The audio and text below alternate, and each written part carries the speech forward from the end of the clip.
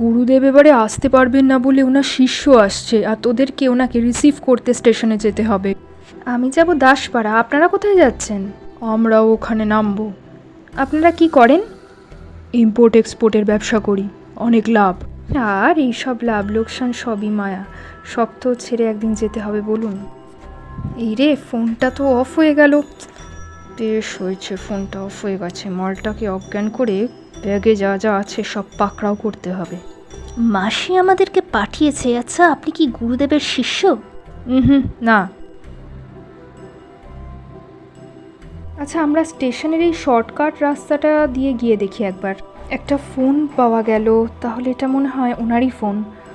আচ্ছা, এই ব্যাপার। এই নিরীহ লোকটাকে এভাবে তোরা আটকে রেখেছিস, চল থানায়। ভগবানের অসীম কৃপা, নাট বল্টু ছিল বলে আপনাকে